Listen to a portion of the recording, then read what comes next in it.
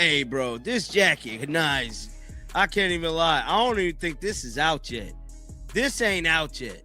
This CC Nike jacket is out. That's probably gonna be like $300-400. I ain't gonna lie to you. That look premium. That look real premium there. Now this is a picture here of Caitlin Clark first coming in. Now she did give a speech. Hold on, she's shooting basketball with a little mini ball. Look at that jacket.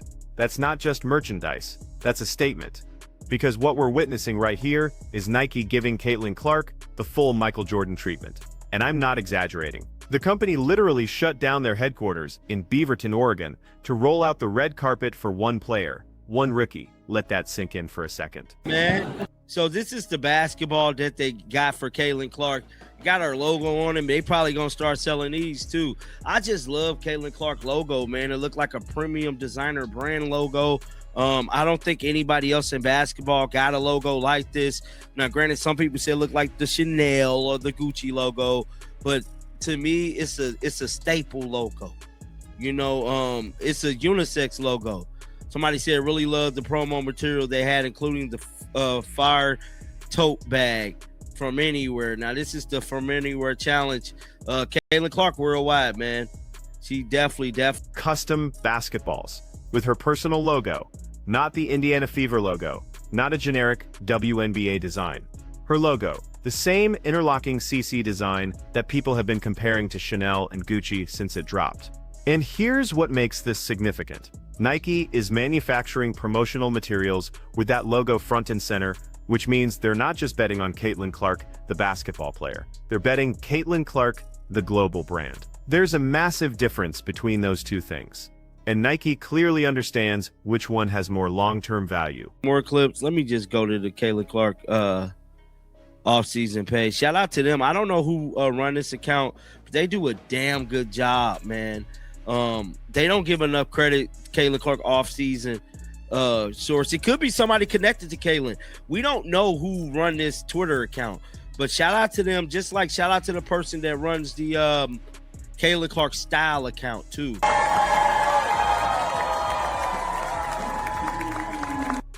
Now watch this next part carefully, because the scale of this event tells you everything about where Nike sees this relationship going.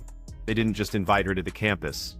They transformed the Nike women's headquarters into what essentially became a Caitlin Clark museum. Custom cookies with her logo, coffee cups branded with CC, entire shooting backgrounds decorated with her signature design. When was the last time you saw Nike do this for any athlete in any sport? Because I've been covering sports marketing for years, and I can't remember LeBron James getting this treatment when he signed his lifetime deal. I can't remember Kevin Durant getting this treatment. This is unprecedented territory. I think footage is still coming out, man. Let me try to refresh this real quick, because I still think it's footage still coming out from this event. Wow, look, it says Caitlin Clark logo cookies to coffee to shooting in Duncan on CC logo backgrounds. Nike WHQ is dripped out with CC stuff. I ain't lying, man. We ain't seen nothing like this since Michael Jordan came, bro. Nike, like, people was feeling the type of way about Nike, man, but Nike is showing out for Caitlin, dog. I don't even think they did all this shit for LeBron. I just gotta be honest, man. And here's where it gets really interesting. That sports jacket she's wearing, that's not available to the public yet. Neither are most of the items in that promotional tote bag. Nike is showing Caitlin prototypes and exclusive merchandise before it hits the market, which means they're treating her like a design partner, not just an endorser. That's the Michael Jordan model. That's the Serena Williams model. You don't get that level of creative input unless the company believes your personal brand can move hundreds of millions of dollars in product. Let's talk numbers for a second, because this matters. Caitlin's rookie season generated viewership records that shocked even the most optimistic projections. Games she played and averaged 1.2 million viewers on traditional television. That's not counting streaming numbers. Compare that to the 2023 WNBA Finals, which averaged 728. One rookie in regular season games outdrew the championship series from the previous year. That's not just impressive, that's transformative. It's harder than it looks.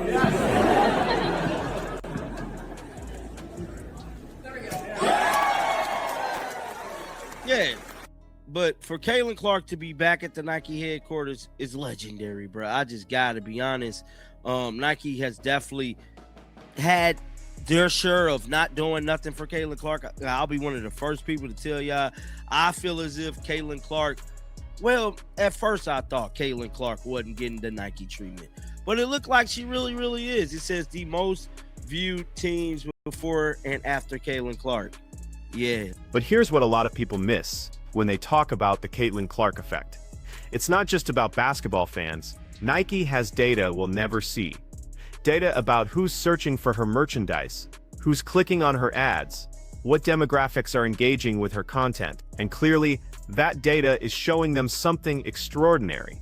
Because companies like Nike don't make investments like this based on feelings. They make them based on cold, hard projections about return on investment. Think about the position Nike was in 6 months ago. They had competition from Adidas, from Puma, from smaller brands, trying to make inroads in women's basketball. Caitlin could have gone anywhere.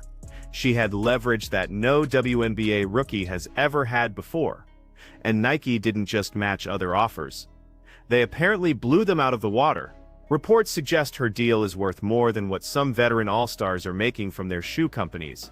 That's how badly Nike wanted to lock her down before someone else could. But yeah, guys, I'm trying to see if there's any more stuff that came out about Caitlin. I don't believe so. I believe that is it. But shout out to CC for breaking the damn internet in CC fashion. Doing what she do. What's this here? This new? Nah, I think this old. Caitlin Clark lost a lot of weight, bro. A lot of weight. Caitlin Clark fined $200 for a comment. That's old. Which, you know, I'm not trying to bag on her for her weight, which... Now let's address the elephant in the room, because I know some of you are thinking it. Caitlin has lost visible muscle mass since the end of the season. You can see it in these clips from the Nike event. She's noticeably leaner than she was during the playoffs in September. And before anyone jumps to conclusions, this is completely normal for professional athletes in the off-season. She's not training at game intensity right now. She's doing promotional appearances, brand partnerships, and probably some lighter conditioning work. The muscle will come back when training camp starts in April 2025. But the reason I'm bringing this up is because it actually reinforces Nike's strategy. They're not just marketing Caitlin to basketball fans, they're marketing her to fashion consumers, lifestyle consumers, people who might never watch a WNBA game, but will absolutely buy a premium sports jacket with that clean CC logo. That's the crossover appeal that Nike is banking on. That's why they're showing her in designer-level apparel instead of just basketball gear. Y'all, I'm so happy when content like this come out, because this is what feed the streets, you know what I'm saying? Somebody said she's still here. Is it some type of event or meet and greet? Signed athletes come here a lot. We're investing a lot into her. We pray for times like these. Definitely correlation. Definitely pray for time like these. Hi, fan. So ridiculous. Meanwhile, on the same app. Hello, darling. Is these fake Caitlin Clark's accounts? Those gotta be fake Caitlin Clark accounts. And here's something else worth noting. Caitlin has been relatively quiet since the Team USA Olympic roster snub in June 2024. That was controversial, that was painful, and a lot of people expected her to take the summer to reset away from the spotlight. Instead, she's strategically re-emerging with calculated appearances. First, the New Heights podcast with Jason and Travis Kelce in early November, which generated millions of downloads. Now, this Nike headquarters showcase in December, she's not flooding the market with her presence. She's creating moments. She's building anticipation. That's sophisticated brand management. Definitely sports jacket clears, dude smiling at from ear to ear. Man, that sports jacket nasty. I can't even lie. It's super nice. Hopefully, man, we get the sports jacket and we get some of the stuff that Caitlin Clark do actually be wearing. She's her own walking billboard, you know, at this point. And hopefully, you know, we get some cool Nike merch from Caitlin Clark. But guys, Look like Caitlin Clark has definitely shut down the internet once again. I want to know y'all thoughts down in the comment section right now. And as Caitlin Clark continue to make her rounds from now until the start of the season, we will be tracking it. And until next time, man, shake the haters off. Let's zoom out and talk about what this means for the WNBA as a whole, because this isn't just a Caitlin Clark story anymore. This is about whether women's basketball can sustain the momentum it built during the 2024 season. The league set attendance records. They set viewership records. They generated more mainstream media coverage than any previous season in WNBA history. But the big question was always, can they maintain that interest during the offseason? Can they keep casual fans engaged when games aren't being played? And this is where Nike's investment becomes crucial for the entire league. By keeping Caitlin visible, by creating content around her brand partnerships, by generating social media buzz with events like this Nike Showcase, they're essentially marketing the WNBA even during the dormant months. Every person who sees that CC logo jacket and thinks, "That's fire," is a potential viewer when the season starts in May 2025. Every person who follows the Caitlin Clark off-season account on social media is staying connected to women's basketball even when there are no games to watch. Nike understands something that the WNBA itself has historically struggled with.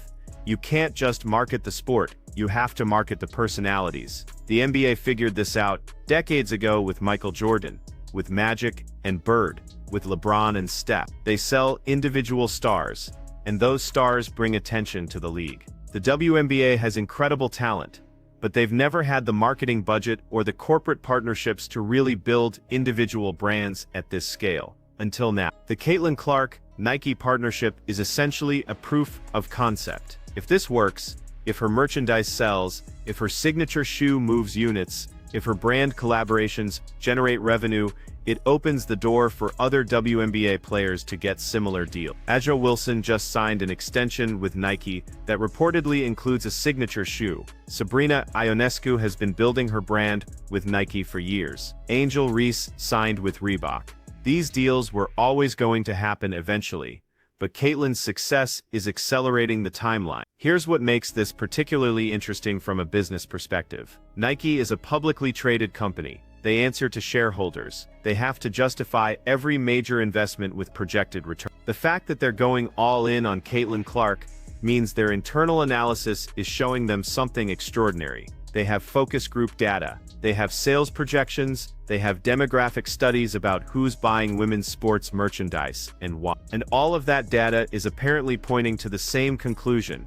Caitlin Clark can be one of the most profitable athlete endorsers Nike has ever signed. Think about what that means for a second. Nike has deals with LeBron James, Cristiano Ronaldo, Serena Williams, Tiger Woods. They've worked with Michael Jordan for 40 years. They have relationships with the biggest names in global sports. And they're treating a WNBA rookie like she belongs in that conversation. That's not charity. That's not goodwill. That's cold business calculation, telling them she can generate revenue at that level. Now, will she actually reach that potential? That's the billion-dollar question, because there's a difference between having the platform and converting it into sustained commercial success. Caitlin has the attention right now. She has the visibility. She has the cultural moment. But can she maintain it over 5 years? 10 years? Can she stay healthy? Can she continue improving as a player? Can she handle the pressure that comes with being the face of women's basketball? Those are unknowns. But here's what we do know.